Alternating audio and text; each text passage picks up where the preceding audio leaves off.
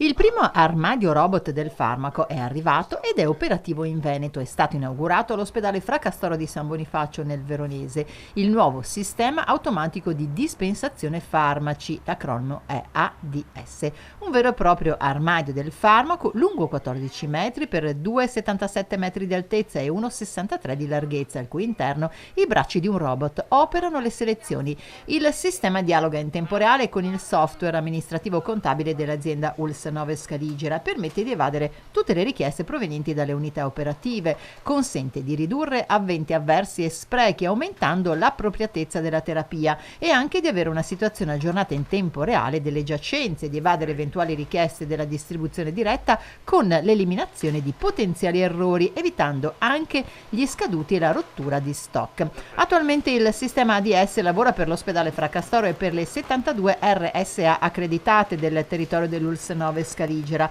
Dopo un periodo di rodaggio si calcola che nel 2023 servirà a tutti gli ospedali dell'ULS. È il primo sistema presente in Veneto e alla cerimonia di presentazione dell'armadio che distribuisce i farmaci c'era anche Manuela Lanzarin, assessora alla sanità e ai servizi sociali e alla programmazione sociosanitaria del Veneto. Presentando l'innovativo sistema ha detto: questo armadio è un sistema avanzato che mette insieme tecnologia, informatizzazione e razionalizzazione, ma anche sicurezza rispetto alla distribuzione e all'appropriatezza del farmaco. Questa tecnologia rappresenta la necessità che all'interno di una singola azienda ci sia un sistema che dialoghi con tutti gli ospedali e che li metta in rete. Il passaggio successivo sarà la preparazione del farmaco per il singolo paziente, quindi con confezionamento e blister appropriato, permettendo una maggiore precisione e una maggiore sicurezza. Tutto questo andrà incontro, ha concluso Lanzarin, alle esigenze che oggi ci sono rispetto alla carenza di personale.